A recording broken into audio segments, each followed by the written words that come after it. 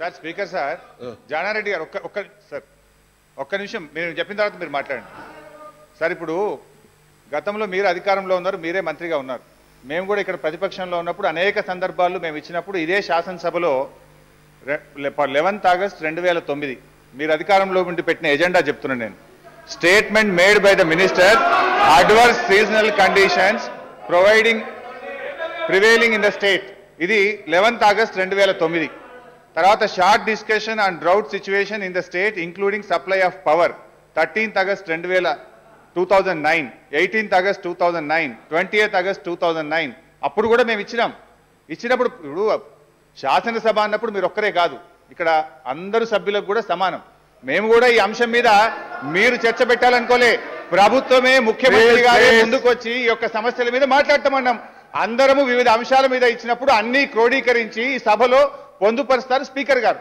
మీరు మీ ఇష్టమున్న అంశం మాట్లాడచ్చు, ఒక్క సందర్భంలో కాదు.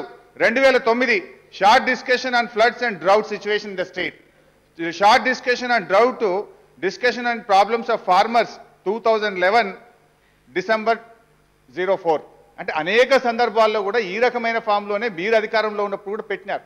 సో ఏ సభ్యుడైనా డిస్కషన్ ఆన్ ఫార్మర్స్ అంటే అన్ని మాట్లాడవచ్చు. రాష్ట్రంలో ఉండేటువంటి అన్ని రైతులకు సంబంధించిన ప్రతి సమస్య మీద మాట్లాడేటువంటి హక్కు ఉంది. మరి ఆ రోజు మీరు ఎందుకు పెట్టలేదండి? ఏదైనా మీరు ఒకటి అడిగే ముందు గత 10 సంవత్సరాల్లో మీరు ఏం చేసినారో, ఏం అవలంబించినారో ఒకసారి వెనక్కి చూసుకొని మాట్లాడితే మంచిది. మీరు ఏం చేసిందండి? మీకు మాట్లాడే హక్కు ఉందా అసలు? ఇవాళ మీలాగా మేము పట్టింపులకు పోలే.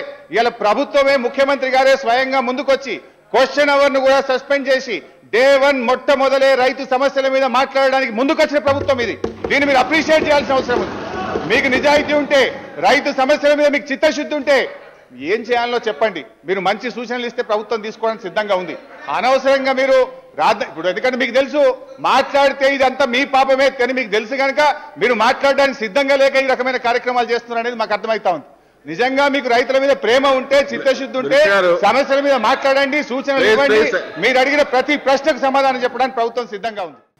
It was very clearly decided that today nothing will be taken up except the issue of the farmers. It was very clearly decided.